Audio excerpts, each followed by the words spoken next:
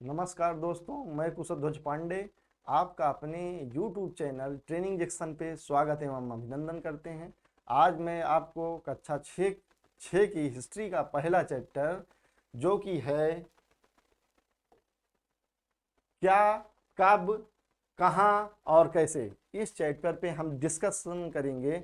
और यह हम आपको बता दें कि इसके जितनी भी एक एक लाइनें ली गई हैं, हमने जो छांट के लिखा है इसमें से वो हूबहू क्वेश्चन है आपके। आप देखेंगे तो पहले चैप्टर से सी टेट में एक क्वेश्चन आपका पक्का पक्का आता है, चाहे आप जिस ईयर का क्वेश्चन उठा के देख लीजिए। इस चैप्टर से आपको एक क्वेश्चन देखने को मिलेगा। आइए स्टार्ट करते हैं।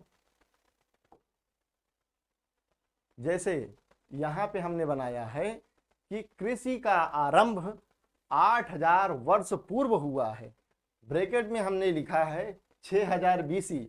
मतलब इसका कहने का यह है कि एनसीईआरटी में क्लास 6 में जब भी आपसे वर्ष की गणना करेगा, चर्चा करेगा, तब आपसे वह वर्तमान से 2000 साल जोड़ के बताएगा। जिसको अगर हम एक्चुअली में अगर देखेंगे तो वह, अगर आप ऑप्शन के हिसाब से देखिएगा, अगर वर्ष पूर्व पूछेगा तो उसमें 200 साल आपको जोड़ना है। अगर बीसी में देगा तो आपको 200 साल उसमें से माइनस करना है।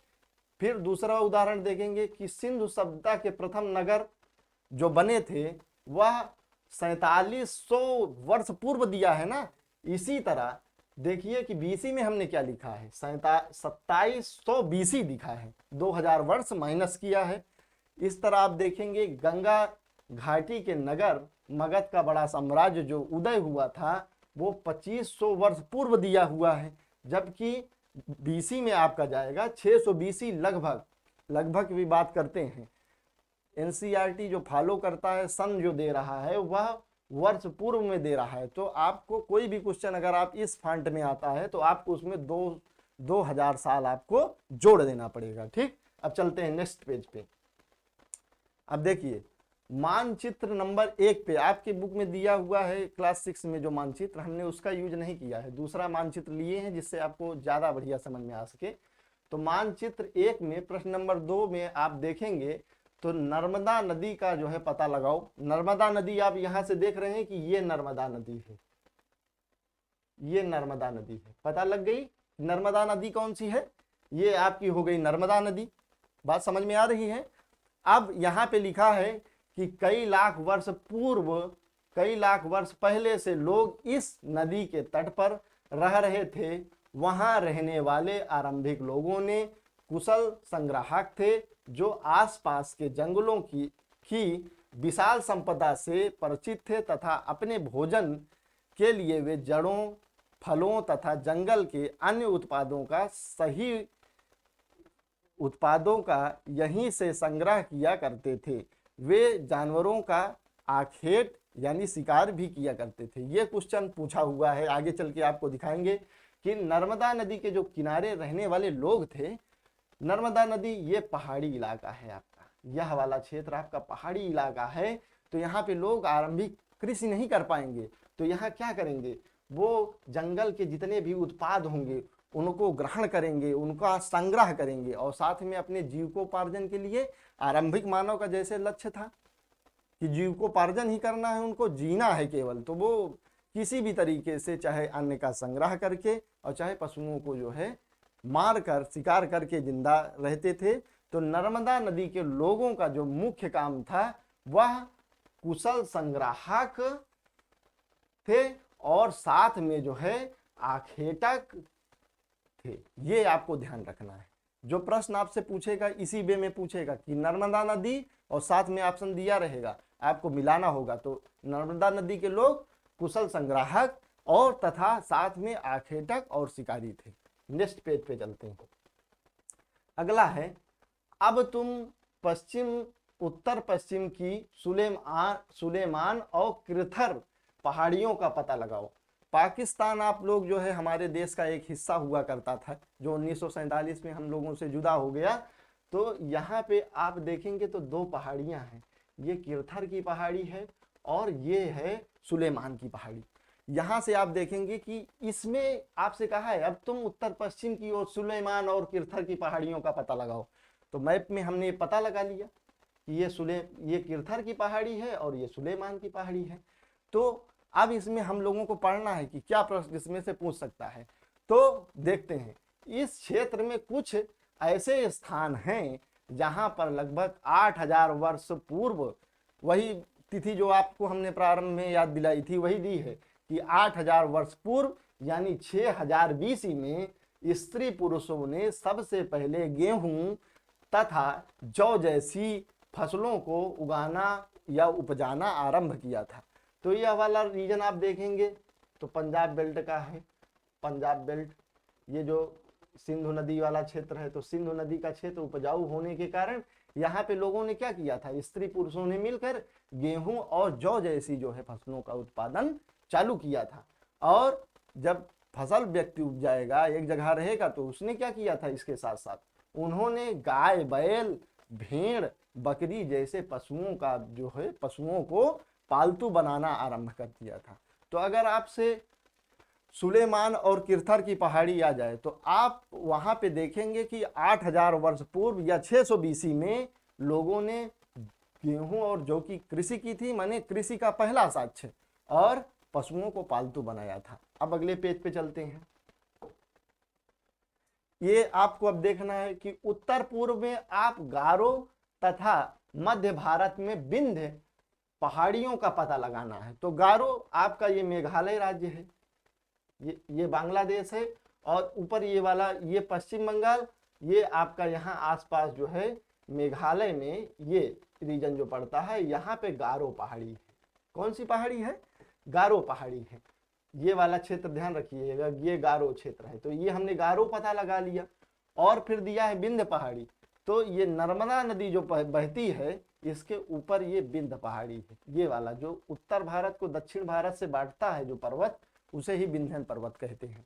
अब इन पर्वतों को हमने पता लगा लिया कि उत्तर पश्चिम में गारो तथा मध्य भारत में विंध्य पहाड़ी का हम लोगों ने पता लगा लिया। ठीक, अब इसमें हमको क्या करना है कि कुछ अन्य ऐसे क्षेत्र थे जहां कृषि का विकास हुआ, जहां सबसे पहले चावल उपजाया गया। वे स्थान विंध्य के उत्तर में स्थित है। अब देखिए, विंध्य पर्वत है, विंध्य पर्वत, इसके उत्तर वाला जो ये एरिया है गंगा नदी घाटी का जो क्षेत्र है, यहाँ पे चावल की कृषि की जाएगी। क्या की जाएगी? चावल की कृषि की जाएगी। साथ में गारो खासी जो जयंतिया पहाड़ी है, वहां पे वर्ष भर वर्षा होती रहती है, इसलिए भी यहाँ पे चावल उगाया जाएगा। तो अगर आपसे पूछा जाए कि चावल का साक्ष्य जो कहाँ पे मिलेगा, अगर एनसीईआरटी बेस से पूछे, तो गारो पहाड़ी और विंध्य पर्वत के उत्तर में। ध्यान रखना कि विंध्य पर्वत के उत्तर में जो गंगा यमुना का मैदान है, वहां पे चावल जैसे अन्य उगाए गए थे। ठीक, अब नेक्स्ट पेज पे चलते हैं। अगला पेज है, फिर आपको मानचित्र पर सिंधु तथा उसकी सहायक नदियों का पता लगाना है। और अब हम पता लगाते हैं। तो सिंधु नदी, ये देखिए, यहाँ से सिंधु नदी निकल के ये जा रही है और ये ये अरब सागर में आके मिल जाएगी। इसकी सहायक नदियाँ जैसे सतलज है, ये सतलज हो गई, ये सतलज, ये हो गई आपकी रावी, ये हो गई चिनाव, और ये वाली नदी कौन सी हो गई आपकी? झेलम। ये नदियों का हमने सिंधु तथा उसकी सहायक नदियों का पता लगा लिया। अब भाई पता तो हमने लगा लिया, प्रश्न में क्या कह रहा है और हमसे ये सिखाना क्या चाहता है? तो देख रहे हैं, ये कह रहा है लगभग 4700 वर्ष पूर्व यानी लगभग 2700 बीसी में इन्हीं नदियों के किनारे कुछ आरंभिक नगर फले फूले। गंगा व उसकी सहायक नदियों के किनारे तथा समुद्र तटीय इलाकों में भी नगरों का जो है विकास लगभग 2500 वर्ष पूर्व यानी 600 बीसी में लगभग विकास इसका हुआ। तो ये जो सिंधु नदी वाला क्षेत्र है, इसमें हड़प्पा कालीन सभ्यता विकसित हुई थी। आप लोग अगर ध्यान करें तो क्यों विकसित हुई? नदियों के किनारे ही हुआ करती थी सभ्यताएं। क्यों विकसित हुआ करती थी? क्योंकि जल के उपलब्धता के कारण जीवन जीना वहां आसान था। तो सिंधु नदी के किनारे आरंभिक नगर सिंधु घाटी सभ्यता, उसका समय आपको ये 2700 बीसी लगभग दिया हुआ है। और ये जो गंगा नदी घाटी के किनारे जो शहर आपके डेवलप हुए जो नगर डेवलप हुए वो 600 BC में 16 महाजनपद जैसे हुए, जिसमें जैसे मगध साम्राज्य का उदय हुआ था तो वो गंगा नदी किनारे घाटी में स्थित नगर था। अब हम नेक्स्ट पेज पे चलते हैं। वही गंगा नदी तथा उसकी सहायक नदी सोन नदी का पता लगाना है। तो ये गंगा नदी है, ये आगे ये गंगा नदी है हमारी, ठीक। ये गंगा नदी गंगोत्री ग्लेशियर से निकल के और भारत के राज्यों से होते हुए जाके जो है बंगाल की खाड़ी में गिर जाएगी। और इसकी एक नदी है सोन, तो सोन नदी यहाँ से निकलती है, ये वाली नदी सोन है, ठीक। तो यहाँ पे जो इलाका है ये गंगा और सोन नदी का मिलन स्थल है। अब प्रश्न में क्या कहते हैं, इसका हमने तो पता लगा लिया, लेकिन जो हमारे पैराग्राफ में समझाना चाहता है कि क्या चीज ये कहने वाला है उसको देखते हैं कि गंगा के दक्षिण में इन नदियों के आसपास का क्षेत्र प्राचीन काल में मगध, ये ध्यान रखिएगा, प्राचीन काल में मगध नाम से जाना जाता था। उसके शासक बहुत शक्तिशाली थे, बिंदुसार, अशोक, सम्राट अशोक और जो है चंद्रगुप्त मौर्य जैसे शक्तिशाली सम्राट वहां पैदा हुए। उन्होंने एक विशाल राज्य स्थापित किया था, ये गलती से था होना चाहिए, किया था। देश के अन्य हिस्सों में भी ऐसे राज्यों की स्थापना की गई थी। 16 महाजनपद की बात कर रहा है, उसी में जैसे वत्स है, कौशान मत्स्य है और आपका अंग हो गया, और इसी तरह करके 16 जनपद आपके बज्जी हो गया और अवंती हो गया। इस तरह 16 महाजनपद स्थापित किए गए थे, लेकिन उसमें सबसे शक्तिशाली जनपद कौन था? मगध था। तो मगध कहाँ पे है? तो गंगा नदी घाटी के दक्षिण में, ये दक्षिण वाला जो एरिया है, ये दक्षिण, तो गंगा नदी के दक्षिण में जाइएगा, कभी आप उत्तर मत लगा दीजिएगा कि गंगा नदी के उत्तर में जो है आपका जो है मगध साम्राज्य, नहीं, कभी नहीं हो सकता, ये उत्तर में होगा, ठीक। अब हम नेक्स्ट पेज पे बढ़ते हैं कि अपने देश के लिए, अब अपने देश के नाम के बारे में चर्चा की जा रही है एनसीईआरटी की इस कक्षा 6 की बुक में कि अपने देश का नाम भारत और इंडिया कैसे पड़ा। तो अपने देश के लिए हम प्रायः इंडिया तथा भारत जैसे नामों का प्रयोग करते हैं। तो इंडिया शब्द का प्रयोग हम क्यों करते हैं और भारत शब्द का प्रयोग क्यों करते हैं? तो इसमें इसका रीजन दिया हुआ है कि इंडिया शब्द इंडस से निकला है, ठीक, जिसे संस्कृत में सिंधु कहा जाता है। सिंधु नदी थी, उसको जो है यूनानी और ईरानी लोग जो है ये आपके सिंधु नहीं कह पाए, तो इंडस कहते थे। तो इस कारण जो है सिंधु नदी कहा जाता है। लगभग 2500 वर्ष पूर्व, लगभग 500 BC में उत्तर पश्चिम की ओर से आने वाले ईरानियों ने, ध्यान रखना कि इंडिया शब्द का जन्मदाता जो भारत के लिए दिया नाम, वो ईरानियों और यूनानियों ने सिंधु को इंदोस कहते थे, ठीक, तथा इंदोस और इस नदी के पूर्व में स्थित भूमि को इंडिया कहा।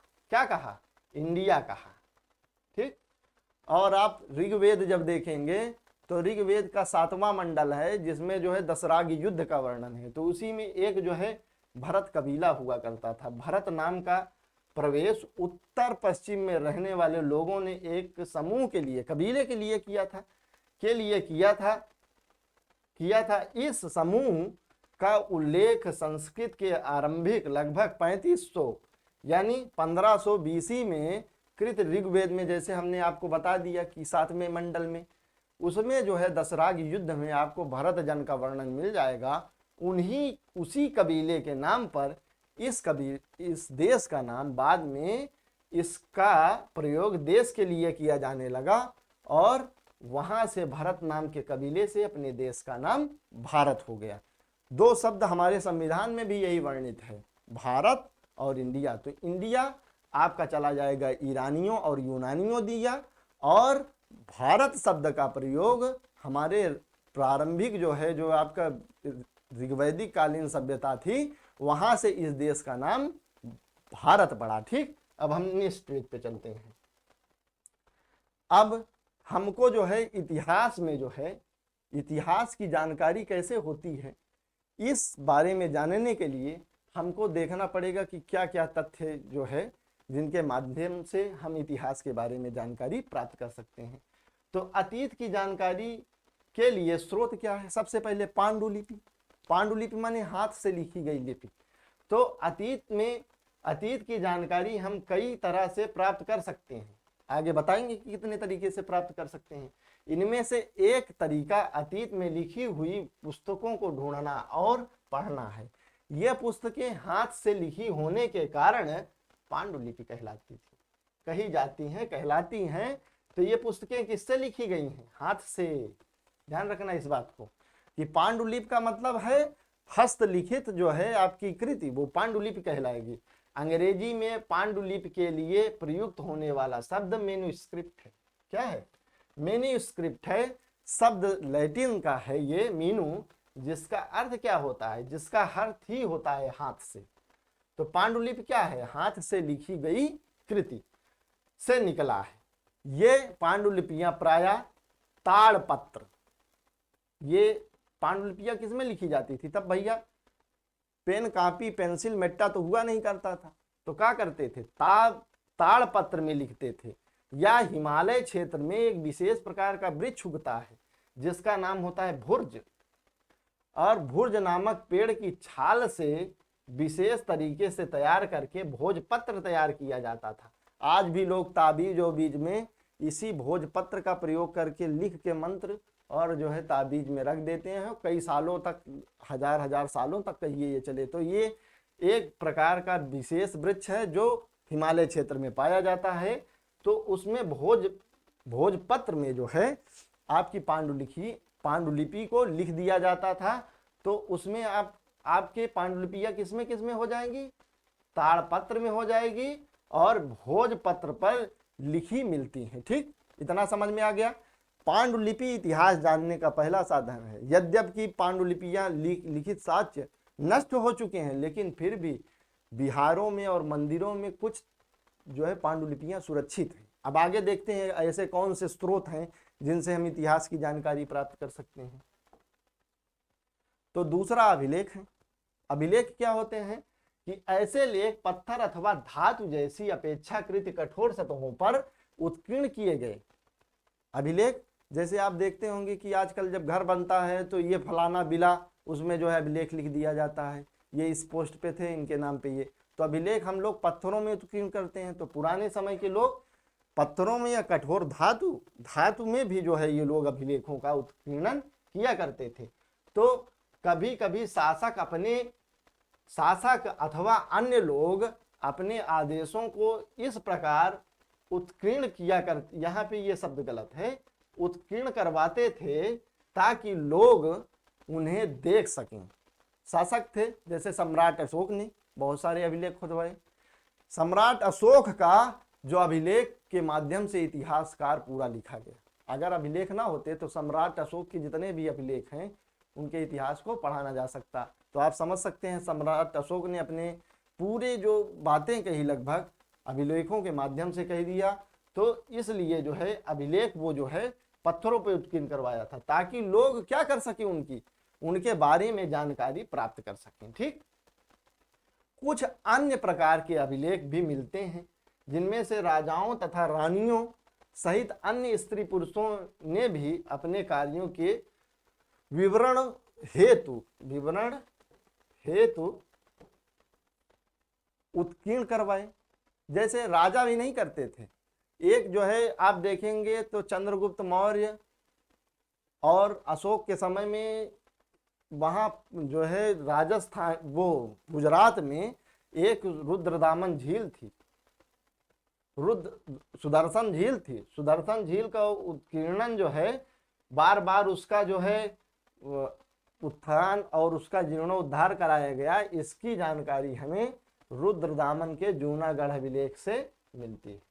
तो केवल राजा ही नहीं करते थे, जो लोग भी चाहते थे कि अतीत में उनके बारे में जानकारी प्राप्त हो सके तो वो लोग अभिलेख का सहारा लिया करते थे। जैसे हरिसेन का प्रयाग प्रशस्ति है, समुद्रगुप्त के बारे में उन्होंने लिखा, तो अभिलेख ही तो था। अब दूसरी जानकारी, पहली हमने बताई इतिहास की जानकारी पांडुलिपि से मिलती है और दूसरी जानकारी हमको अभिलेखों से मिलती है। नेक्स्ट पेज पे चलते हैं। फिर लिखित स्रोत। लिखित स्रोत क्या थे? जो लिखे गए हैं और आज भी हमारे सामने मौजूद हैं, वो लिखित स्रोत में आते हैं। जैसे इतने वर्षों में इनमें से कई पांडुलिपियों को कीड़ों ने खा लिया। सही बात है भाई, हमने पहले भी बताया कि पांडुलिपि या तो मंदिरों में सुरक्षित हैं या जो है बिहारों में सुरक्षित हैं, नहीं तो अगर जो है कहीं पड़ी रहेंगी तो उनको तो कीड़े मकोड़े खा ही लेंगे, और कुछ नष्ट हो गई। बिल्कुल सही बात है। फिर भी ऐसी कई पांडुलिपियां आज भी उपलब्ध हैं जो प्रायः पांडुलिपियां मंदिरों और बिहारों में प्राप्त होती हैं। इन पुस्तकों में धार्मिक मान्यताओं और व्यवहारों, राजाओं के जीवन, औषधि तथा विज्ञान आदि सभी प्रकार के विषयों की चर्चा मिलती है। इसके अतिरिक्त हमारे यहाँ महाकाव्य, अब देखना लिखित साक्ष्य में वो तो सारा जो मैटर दिया वो पांडुलिपि का है। अब लिखित साक्ष्य में महाकाव्य, कविताएं, जैसे महाकाव्य रामायण महाभारत, कविताएं भी ऐसी बहुत मिलती हैं और नाटक मिलते हैं। इनमें से भी कई संस्कृत में लिखे हुए मिलते हैं, जबकि अन्य प्राकृत और तमिल भाषा में हैं। प्राकृत भाषा का प्रयोग आम लोगों द्वारा किया जाता था। जैसे आज हम लोग खड़ी हिंदी बोलते हैं, उसी प्रकार प्राकृत भाषा आम लोगों की भाषा थी। तो लिखित स्रोतों में ऋग्वेद है, यजुर्वेद है, जितने भी जो है ऐतिहासिक ग्रंथ हैं वो सब लिखित उसमें आएंगे। तो इनका जो है प्रयोग ऐतिहासिक स्रोतों के रूप में किया जाता है। अगला टॉपिक ये रहा पुरातात्विक साक्ष्य। अब देखिए, जो लिखित साक्ष्य होते हैं वो तो इतिहासकार अपने मन से चाहे जो लिख पढ़ दे, क्या उसको सत्य मान लिया जाएगा? नहीं, जब तक पुरातात्विक साक्ष्य के साथ उसको मिलाया नहीं जाता। इसीलिए कभी कभार कह दिया जाता है कि इंडिया का इतिहास जो है बहुत भ्रामिक है, बहुत उल्टा सीध बताया गया है। तो जब पुरातात्विक चीजें उसे जो है बिल्कुल से क्लेरिफाई करती हैं, उसे सिद्ध करती हैं, तब हमें पता चलता है कि हाँ ऐसा ही अतीत में हुआ था। तो इतिहासकारों के साथ साथ जो पुरातात्विक साक्ष्य हमें प्राप्त हुए हैं, स्रोत मिले हैं, उनसे भी इतिहास की जानकारी मिलती है। जैसे यहाँ देखिए, अन्य कई वस्तुएं अतीत में बनी और प्रयोग में लाई जाती थी। ऐसी वस्तुओं का अध्ययन करने वाला व्यक्ति पुरातत्वविद कहलाता था। क्या कहलाता था? पुरातत्वविद कहलाता था, ये कहलाता था। जो पुरानी वस्तुओं का जो है अध्ययन करता है, खोज करता है और इतिहास से संबंधित होता है, उसे पुरातत्वविद कहते हैं। क्या कहते हैं? पुरातत्वविद कहते हैं। तो पुरातत्वविद पत्थर और ईंटों से बनी इमारतों के अवशेषों, चित्रों तथा मूर्तियों का अध्ययन करते थे। क्या करते थे? पत्थर से बनी इमारतें, ईंटों से बनी इमारतें और अन्य अवशेषों, चित्रों तथा मूर्तियों का अध्ययन करते थे। इनका काम ही यही है, खुदाई करना इतिहास से संबंधित क्षेत्रों की और उसकी जानकारी इकट्ठा करना। वे औजारों, क्या करते थे? औजारों का भी जो है खोज किया करते थे। हथियारों, बर्तनों, आभूषणों, सिक्कों, मोहरों जो प्राप्त होते थे कि छानबीन तथा खुदाई भी करते थे। क्या करते थे? खुदाई भी करते थे। खुदाई किए, जैसे आप जो है राखालदास बनर्जी ने उनके नेतृत्व में दयाराम साहनी ने हड़प्पा सभ्यता की खोज की। तो वहाँ पे जो चीज़ें प्राप्त हुई होंगी ऐसी ही तो हुई होंगी। पत्थर मिले होंगे, ईंट मिले होंगे, इमारतें मिली होंगी और चित्र अवशेष मिले होंगे, मूर्तियाँ मिली होंगी और सिक्के मोहरे जो भी मिली रही हों। जब हम हड़प्पा सभ्यता की खोज पढ़ते हैं तो उसमें इन्हीं पुरातत्वविद लोगों ने तो उसको उजागर किया, नहीं तो हमें पता ही नहीं होता कि क्या है हमारा इतिहास। तो पुरातत्वविद ये सारा कार्य करते हैं। इनमें से कुछ वस्तुएं पत्थर की, पकी हुई मिट्टी की, कुछ धातुओं की बनी हो सकती हैं। ठीक, ऐसे तत्व कठोर अथवा जल्दी न नष्ट होने वाले होते हैं। ऐसा ही रहा होगा ना, नहीं तो सिंधु घाटी सभ्यता का पता कैसे लगता? या अगर कोई अवशेष जमीन में अगर दब जाए तो अगर कठोर नहीं होगा तो वो सड़ नहीं जाएगा, तो कैसे हम प्राप्त करेंगे? ऐसे ही तो प्राप्त करेंगे कि अगर वो कठोर सतह पे लिखा है तभी तो हम प्राप्त कर पाएंगे। अब देखते हैं इस पैराग्राफ में तो केवल पुरातत्वविद क्या करता है इस बारे में जानकारी दी गई है। अगला पेज है कि पकी हुई मिट्टी तथा कुछ धातु की बनी हो सकती थी। कौन सी? ये जो पुरातत्व विद लोगों ने प्राप्त किया था। ऐसे तत्व कठोर, ये वही वाला है कि कठोर तथा जल्दी नष्ट न होने वाली वस्तुएं हुआ करती थी। अब पुरातत्वविद जानवरों क्या करता था, जानवरों को भी और पक्षियों को तथा मछलियों की हड्डियों को भी ढूंढते थे। ऐसा क्यों करते थे? जानवरों की हड्डी को ढूंढते थे, चिड़ियों की हड्डियों को ढूंढते थे और मछलियों की हड्डी को ढूंढते थे। इससे उन्हें यह जानने में मदद मिलती थी कि अतीत में लोग क्या खाते थे। अगर ये चीजें जान गए तो उनको पता चलता था कि गेहूं अनाज उनाज तो नष्ट हो जाते थे, लेकिन फिर भी जला बुना अनाज बच जाता था। तो किस जानवर का यूज, किस पक्षी का और कौन कौन से जीव का प्रयोग वो खाने के रूप में करते थे, तो इन हड्डियों के साक्ष्य से पता चल जाता था कि लोग खाने में क्या प्रयोग करते थे। साथ में वनस्पतियों के अवशेष बहुत मुश्किल से प्राप्त करते हैं। जैसे अब पहले हमने आपको बताया कि वनस्पतियों के अवशेष बहुत मुश्किल से प्राप्त होते हैं।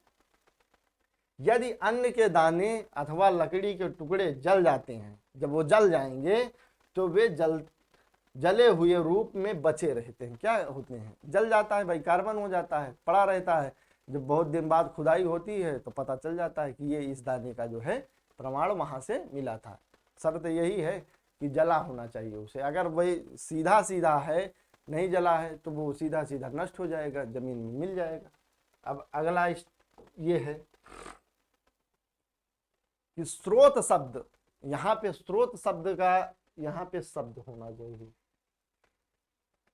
स्रोत शब्द, स्रोत शब्द क्या है? इतिहासकार ने स्रोत शब्द किसके लिए किया है?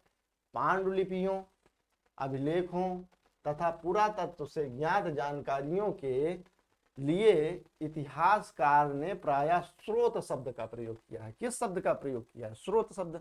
जो भी चीजें हमें अतीत से प्राप्त होंगी, पुरातत्वविद जो खुदाई के माध्यम से चीजें प्राप्त करते थे, वो क्या है? पुरातत्वविद से प्राप्त खुदाई में जो चीजें होती थी वो हमको इतिहास में जानने के लिए स्रोत हैं। क्या है? तो स्रोत शब्द का प्रयोग किया।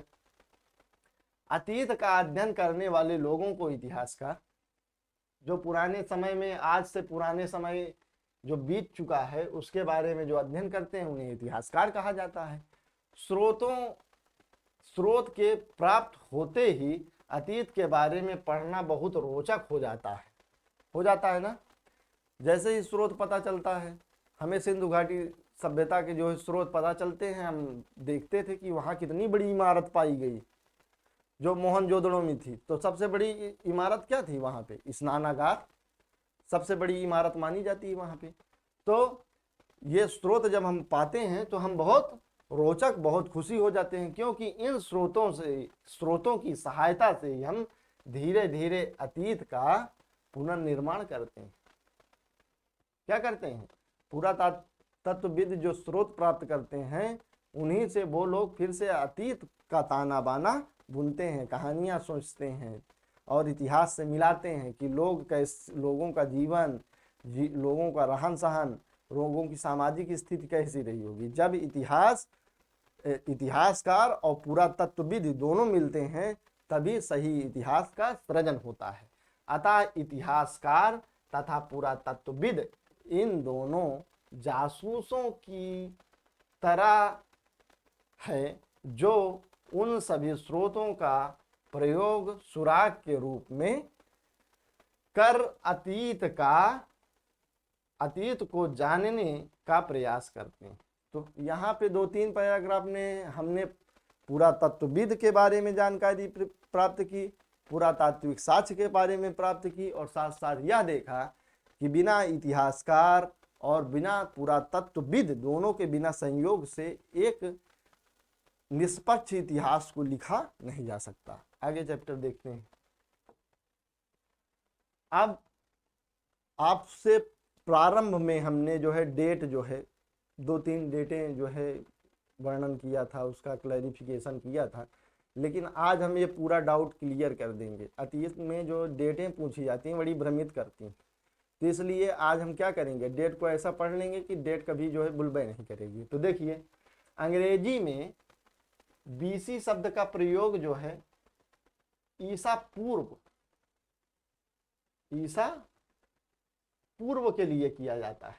ठीक, अगर हिंदी में ईसा पूर्व लिखा है तो जान लो इंग्लिश में वो बीसी है। क्या है, यहां से हम लिखे दे रहे हैं कि बीसी बराबर ईसा पूर्व। अगर हिंदी में ईसा पूर्व लिखा है तो जान लेना इंग्लिश में वो बीसी लिखा है। अब हमको बीसी का क्या मतलब समझना है, बीसी का फुल फॉर्म देखना है।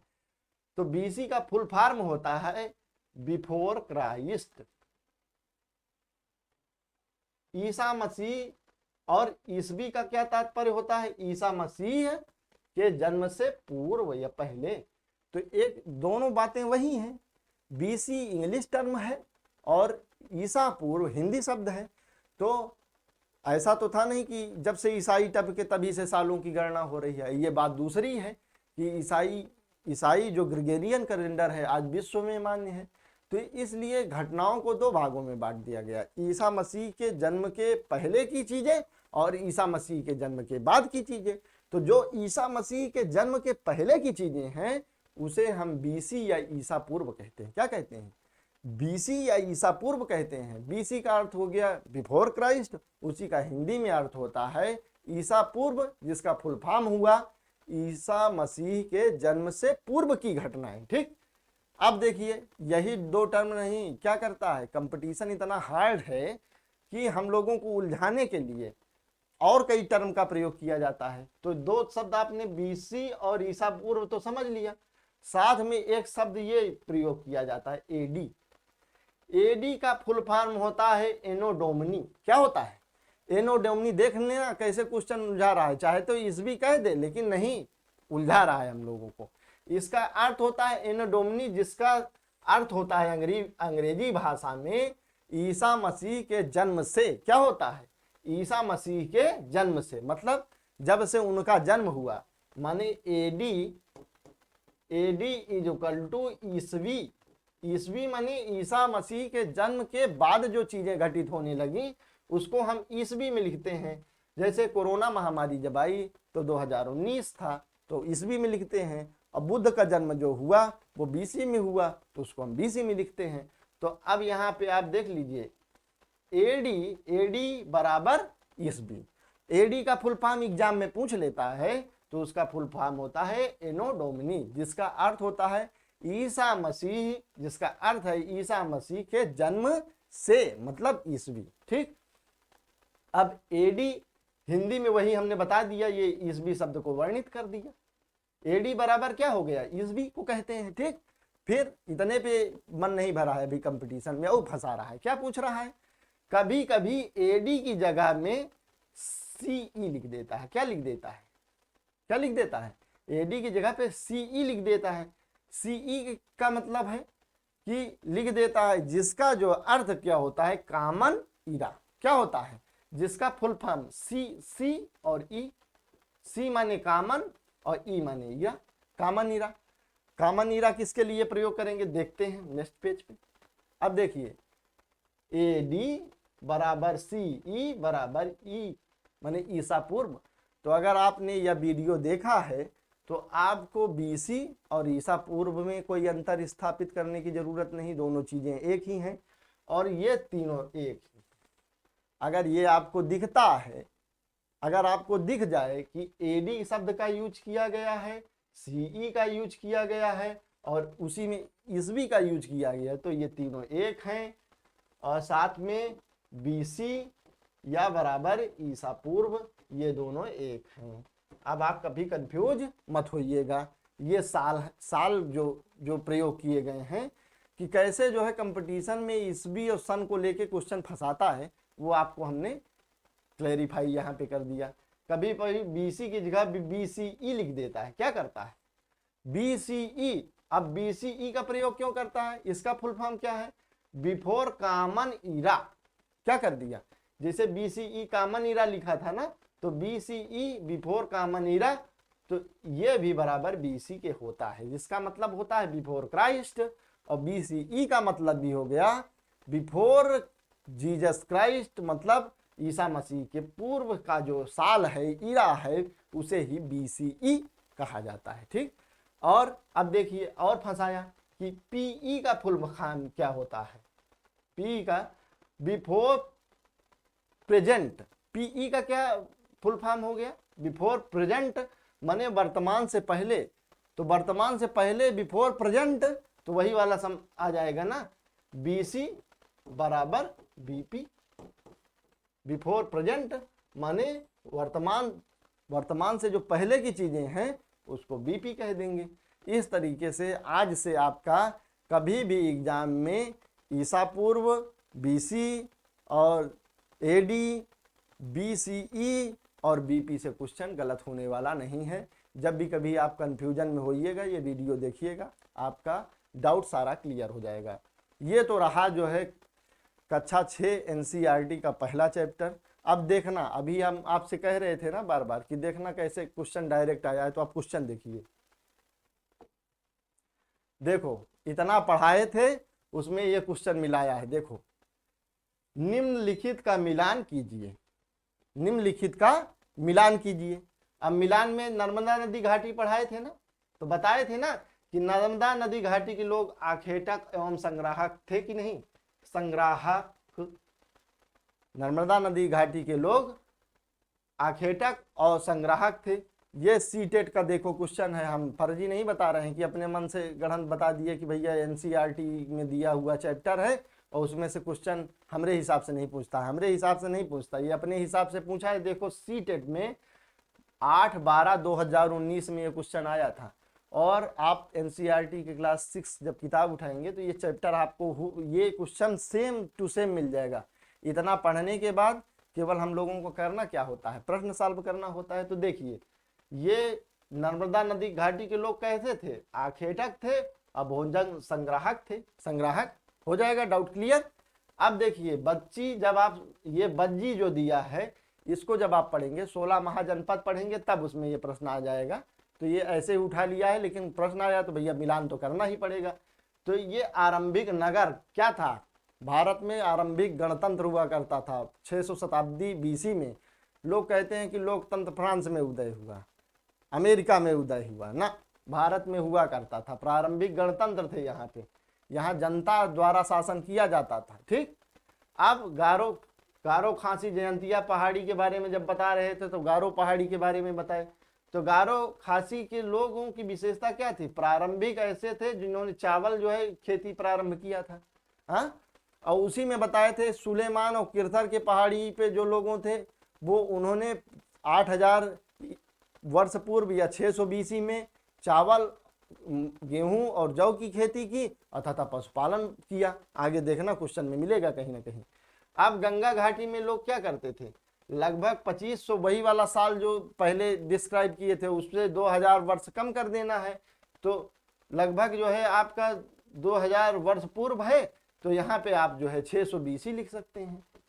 600 BC में यहाँ पे गंगा नदी घाटी के किनारे जो है शहरों का विकास हुआ, और सिंधु और उसकी सहायक नदियों के किनारे प्रथम नगर ये जो है आपके बसे कब, लगभग जो है जब पढ़ा रहे थे तो 4700 दिया था ना, 4700 वर्ष पूर्व, 4700 वर्ष पूर्व मतलब 2700 BC। 2700 BC में सिंधु नदी घाटी के किनारे नगरों का विकास हुआ। अब इतना सारा पढ़े थे, उसमें से एक क्वेश्चन पहला वाला फंसा। अगर कायदे से ना पढ़े होते तो ये कर पाते, नहीं कर पाते। तो अब दूसरा क्वेश्चन हम लोग लेते हैं। ये देखना, दूसरा क्वेश्चन पूछा है, सबसे पुरानी पांडुलिपि पर लिखी गई थी। पीछे जब आप ना समझ में आए तो पीछे उठा के देख लेना। तो सबसे पहले पुरानी पांडुलिपि कैसे लिखी गई थी, ताड़पत्रों में लिखी गई थी ना भैया, यही तो पढ़ाए थे। ताड़पत्र या भोजपत्र, क्या पढ़ाए थे, भोज, एक मिनट, ताड़पत्र या भोज पत्र, जो हिमालय क्षेत्र में भुर्ज नामक जो है वृक्ष की छाल से किया जाता था, प्राप्त किया जाता है। ये देखो क्वेश्चन कब पूछा है, 2018 में, सी टेट में आया हुआ क्वेश्चन 2018 में 9/12 को 2018 में ये प्रश्न पूछा गया था। इसी पैराग्राफ से है कि नहीं, एनसीईआरटी कहीं बाहर से है। आप कितना भी पढ़ते रहिए, कोई कंपटीशन किताब नहीं फंसने वाला है जब तक आप एनसीईआरटी नहीं पढ़ेंगे। ठीक, अगला क्वेश्चन देखिए, तीसरा, किसी ऐतिहासिक वर्णन का चुनाव करते समय निम्नलिखित में से किस उद्देश्यों पर विचार किया जाना चाहिए। तो सबसे पहले बताओ भैया कि जो अब हम चारों ऑप्शन देख लेते हैं, जो इसमें से सबसे अच्छा होगा उसी पे टिक मारेंगे। कारणात्मक संबंध और निष्कर्ष स्थापित करना, ए नंबर। मूल्य परक निर्णय लेना, मूल्य परक मतलब जो चीजें मूल्यवान हो हिस्ट्री में उसी को लेंगे, नहीं तो छोड़ देंगे। अच्छा, दूसरा हो गया।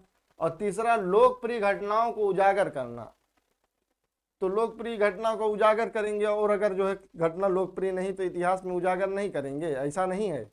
अब देखिए, प्रसिद्ध व्यक्तियों का मूल्यवर्धन करना, क्या इतिहास प्राचीन काल में जो प्रसिद्ध व्यक्ति थे उन्हीं के बारे में मूल्यांकन करता है ना। तो सबसे अच्छा इसका आंसर कौन सा जाएगा, नंबर ए। क्या जाएगा, कारणात्मक संबंध स्थापित करना, निष्कर्ष स्थापित करना। पहला कारणात्मक संबंध और निष्कर्ष स्थापित करना, इसका सबसे बेस्ट आंसर है, क्या है, पहला नंबर। अब हम लोग नेक्स्ट क्वेश्चन पे चलते हैं। चौथा क्वेश्चन है, अभिलेखागार वह स्थान है जहां, अब ये देख रहे हैं कि नहीं कि आपसे प्राचीन इतिहास के क्वेश्चन कैसे उठा रहा था, जब हम ऐतिहासिक स्रोत पढ़ा रहे थे जानने के लिए, तो उसमें ये सारे क्वेश्चन थे। अगर आप पढ़े होंगे तो तुरंत आपको पता चल जाएगा। देखिए, अभिलेखागार वह स्थान है जहां ऐतिहासिक पांडुलिपियों तथा दस्तावेजों को रखा जाता है, पहला ऑप्शन। आप बताइएगा कौन सा आंसर होगा।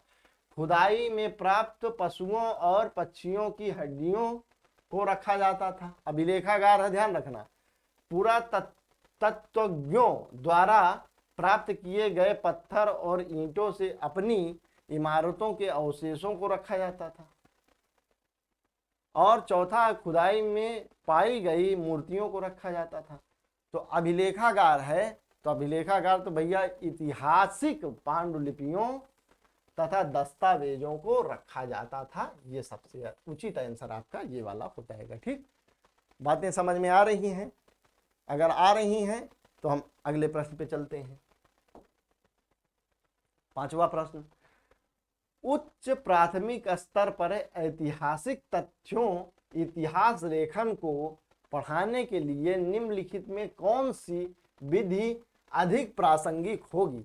आप बताइए कौन सी विधि सबसे प्रासंगिक होगी। तो समस्या समाधान विधि, या मानचित्र विधि, या स्रोत विधि, या जो है परियोजना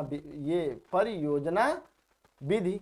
तो आप कोई उच्च प्राथमिक स्तर पे ऐतिहासिक तथ्यों को, इतिहास लेखन को आप पढ़ाने के लिए आप क्या करेंगे, स्रोत विधि आपका जो है बता देंगे कि यहाँ ये चीजें मिली हैं। तो स्रोत का आप जब सहारा ले लेंगे तो आपका पढ़ाने का तरीका सबसे बढ़िया हो जाएगा। ठीक, तो इसका आंसर कौन सा हो जाएगा, ये वाला हो जाएगा, ऑप्शन नंबर 3, स्रोत विधि। ठीक, नेक्स्ट क्वेश्चन पे चलते हैं। अगला क्वेश्चन है, जब आप विद्यार्थियों को एक ऐतिहासिक, कहां पे, जब आप विद्यार्थियों को एक ऐतिहासिक इमारत दिखाते हैं तब आप उन्हें किस प्रकार के अधिगम के स्रोतों से सीखने के लिए प्रोत्साहित करते हैं। तो पहला ऑप्शन है वांग्य स्रोत है, यहाँ पे वाग्य स्रोत है, फिर लेखा चित्र कला संसाधन, और पारंपरिक लोक संसाधन, और प्राथमिक स्रोत। तो ये अगले चैप्टर का क्वेश्चन था, इसमें आ गया है तो कराई दे रहे हैं। सी टेट 2015 में पूछा गया ये प्रश्न है, इसका सही आंसर होगा प्राथमिक स्रोत के माध्यम से हम ये सारी चीजों का जो है प्रोत्साहित करेंगे, प्राथमिक स्रोत के माध्यम से। ठीक, अगला क्वेश्चन है, देखिए उन्हीं में से आया है कि पांडुलिपियों और अभिलेखों पर निम्नलिखित में 2 कथन दिए गए हैं। अगर आप पूरा वीडियो देखे हैं तभी इस प्रश्न को कर पाएंगे, नहीं तो नहीं कर पाएंगे। कि पांडुलिपियों और अभिलेखों पर निम्नलिखित दो कथन ए और बी पर विचार करना है और सही उत्तर का चयन करना है। तो पहला दिया हुआ है ए नंबर, पांडुलिपि के बारे में क्या दिया है? पांडुलिपियां प्राय ताड़पत्र अथवा भुर्ज नामक वृक्ष की छाल से विशेष तरीके से तैयार भोजपत्र पर लिखी जाती थी। सही बात है भैया, यही तो पढ़े थे कि ताड़पत्र या भोजपत्र पर जो है पांडुलिपियां लिखी जाती थी। बिल्कुल करेक्ट बात है, बिल्कुल सही है। ठीक। दूसरा, अभिलेख पत्थर अथवा धातु जैसे अपेक्षाकृत कठोर सतह पर उत्कीर्ण किया जाता था। दोनों बातें सही लग रही हैं ना? अगर पुराने से पढ़े हैं आप, पूरा वीडियो देखे हैं, तो इसको हमने पढ़ाया था कि नहीं? पीछे जब चैप्टर का जो है पैराग्राफ का विश्लेषण कर रहे थे, जब उसका एक्सप्लेनेशन कर रहे थे, तो खूब यही क्वेश्चन तो थे। तो इसमें ए भी सही है और बी भी सही है। तो क्या हो जाएगा इसका सही उत्तर? बिना कुछ देखे ए और बी दोनों सही है, बाकी सारे ऑप्शन गलत। अगला क्वेश्चन देखते हैं कि निम्नलिखित में से कौन सा क्षेत्र प्राचीन काल में मगध के नाम से जाना जाता था? फिर से वही जो कायदे से पढ़ा होगा उसमें हमने हाईलाइट किया है कि जब एक्सप्लेनेशन कर रहे थे चैप्टर का, तो हमने मगध क्षेत्र कौन सा था हाईलाइट किया है। अब आपको आंसर देना है। गंगा तथा चंबल नदी के मध्य का क्षेत्र। चंबल आई ही नहीं, पहला ऑप्शन गलत हो गया। गंगा का दक्षिणी क्षेत्र, ठीक। और फिर दिया है गंगा तथा यमुना के मध्य का क्षेत्र, और लास्ट में गंगा का उत्तरी मैदान। तो जब आप देखेंगे कि मगध राज्य का उत्कर्ष, वहां के प्रतापी शासकों ने मगध राज्य की स्थापना कहाँ की थी? तो गंगा नदी के दक्षिणी क्षेत्र में की थी। कहाँ की थी? गंगा नदी के दक्षिणी क्षेत्र में। अगला क्वेश्चन देखते हैं। क्वेश्चन नंबर 9 है कि मनुष्य के कुछ क्षेत्रों में लगभग 8000 वर्ष पूर्व गांव में रहना आरंभ किया। निम्नलिखित में से वे क्षेत्र कौन से हैं? जब हम पढ़ा रहे थे कि आप सुलेमान और किरथर की पहाड़ियों पे चले जाइए, हाँ, तब वो वाला डिस्क्रिमिनेशन आपको पता है, वो जो एक्सप्लेनेशन हमने किया था उसमें जो आपको हमने बताया था, उसको देखेंगे तो ये सुलेमान तथा किरथर की पहाड़ियों पे 6000 वर्ष पूर्व लोगों ने रहना और स्थायी जीवन प्रारंभ किया था, पशुपालन किया था, और साथ में गेहूं और जौ जैसी खेती का जो है करना स्त्री पुरुषों ने प्रारंभ किया था। तो इसका सही उत्तर ही हो जाएगा। पढ़ने का कोई औचित्य ही नहीं, जब हम पुराना सब पढ़े हैं एनसीईआरटी, तो क्या मतलब। ये अगला क्वेश्चन है 10 नंबर। सारे क्वेश्चन सीटेट में हैं, आप देख लीजिएगा कि निम्नलिखित में कौन सा आखेटक खाद्य संग्राहक के एक स्थान से दूसरे स्थान की ओर घूमते रहने का कारण है?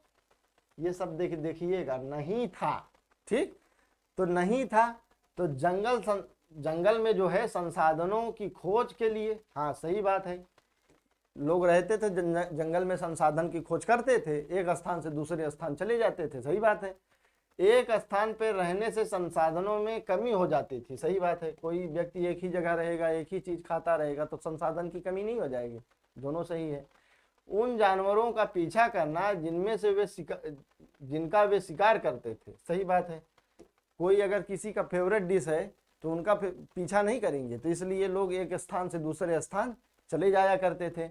संसाधनों के लिए अन्य आखेटक खाद्य संग्राहक समूहों से संघर्ष करना। भैया पॉपुलेशन इतनी थी कि लोग जल्दी एक दूसरे से मिलने नहीं किया करते थे, बहुत कम थी। तो ये सीटेट में क्वेश्चन आया हुआ है 21/9/2014 का ये क्वेश्चन है, तो इसका सही उत्तर ये हो जाएगा। लोग एक दूसरे समूह से डरते वरते नहीं थे, चलते रहते थे, जब मिल जाते थे तो बात की बात है, नहीं तो लोग जनरली मिलते ही नहीं थे। ये तीनों कारण जो है स्थानांतरण होने का सही कारण है, जबकि चौथा कारण जो है वह गलत है, ठीक। तो यही पूछा था कि कौन नहीं है, ठीक। अगले क्वेश्चन पे बढ़ते हैं। 11 नंबर पे क्वेश्चन है, जीवन की उत्पत्ति विकास के शिक्षण हेतु अध्यापक को अवश्य भ्रमण करना चाहिए। इतिहास से संबंधित है ना, तो टीचर को चिड़ियाघर जाना चाहिए, जिससे उसको पता चल जाएगा कि जीवन का विकास कैसे हुआ है। हाँ, दूसरा ऑप्शन पशु अभ्यारण्य में, जीव संरक्षण उद्यान या पशु अभ्यारण्य में चला जाए। दूसरा ऑप्शन देखिएगा, ये दोनों गलत हैं भैया, गलती से सही टिक लगा जा रहा है।